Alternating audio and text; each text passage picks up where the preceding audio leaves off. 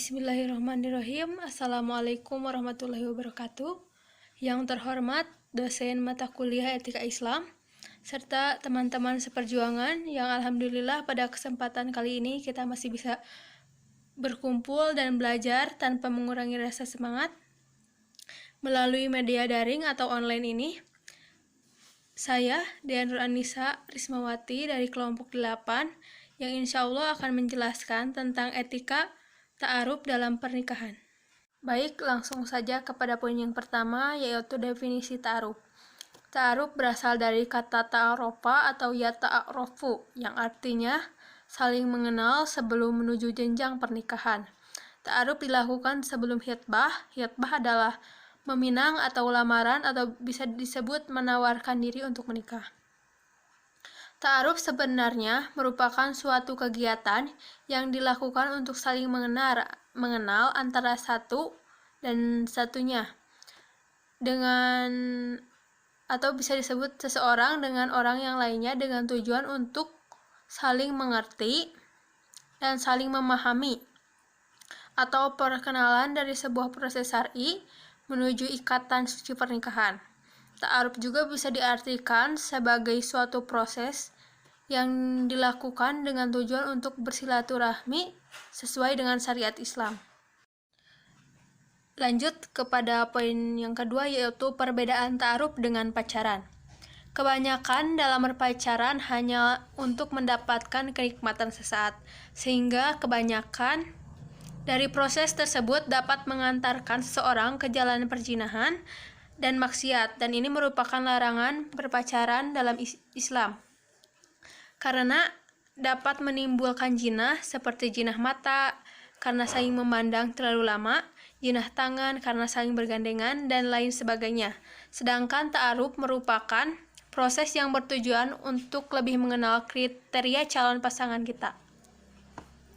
Dan dijelaskan dalam Al-Quran surat Al-Isra ayat 32, Allah berfirman, "Wala taqrabu zina innahu kana fahisyah wa sya'a sabillah." Yang artinya, dan janganlah kamu mendekati zina, sesungguhnya zina itu adalah suatu perbuatan yang keji dan suatu jalan yang buruk. Yang selanjutnya yaitu ada tata cara ta'aruf terbagi menjadi 5. Yang pertama yaitu niat. Sebelum melakukan ta'aruf, seseorang harus memiliki niat karena Allah. Tidak boleh menjalankan ta'aruf apabila terdapat niat buruk di dalamnya. Seperti pada sabda Rasulullah, kalian tidak akan beriman sampai kalian menyukai sikap baik untuk saudaranya, sebagaimana dia ingin disikapi baik yang sama. Yang kedua yaitu dilarang berduaan. Sebelum terjadi pernikahan, pasangan yang sedang menjalankan ta'aruf dilarang berduaan, sebab jika hanya berduaan antara lelaki dan perempuan yang bukan muhrim, setan menjadi pihak ketiga yang ingin menjerumuskan manusia pada tindakan maksiat. Yang selanjutnya yaitu bertukar biodata. Dalam proses ta'aruf untuk saling mengenal satu sama lain harus melalui pertukaran biodata tertulis, yang kemudian ada pihak ketiga yang menjadi perantara pertukaran biodata tersebut. Hal ini dilakukan untuk meminimalisir pertemuan antara kedua belah pihak. Dan masing-masing dapat mengetahui profil calon pasangannya dari biodata tersebut atau dari orang-orang terdekat yang mengenal pribadi calon pasangannya. Yang keempat, ada nazar untuk bertemu. Setelah permohonan ta'aruf diterima, dapat dilanjutkan dengan bernazar yang dilakukan dengan cara datang ke rumah calon pengantin wanita dan menghadap langsung kepada kedua orang tuanya. Yang kelima yaitu diperbolehkan memberi hadiah kepada calon pengantin wanita, yang dimana hadiah sebelum pernikahan hanya boleh dimiliki oleh wanita atau calon istrinya dan bukan keluarganya. Seperti pada sabda Rasulullah, semua mahar, pemberian dan janji sebuah akad nikah itu milik pengantin wanita. Lain halnya dengan pemberian setelah akad nikah, itu semua milik orang yang diberi. Dan yang selanjutnya yaitu ada adab ta'aruf. Adab ta'aruf ini terbagi menjadi 5. Pada poin pertama yaitu menjaga pandangan. Dalam proses ta'aruf, hal yang harus diperhatikan adalah cara menjaga pandangan. Melihat calon pasangan boleh-boleh saja dilakukan, tetapi hanya dilakukan untuk memastikan kecocokan saja.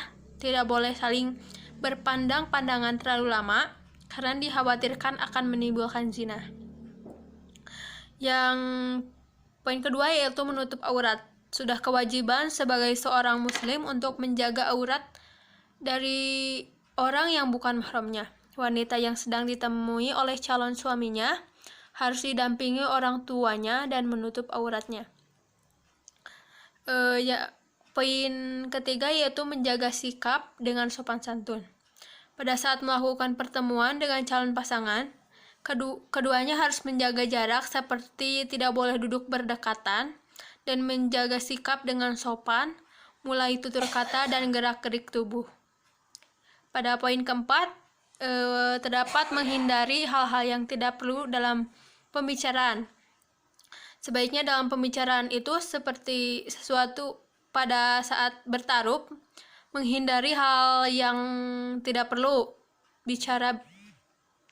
bicarakan hal-hal yang penting dan diperlukan saja.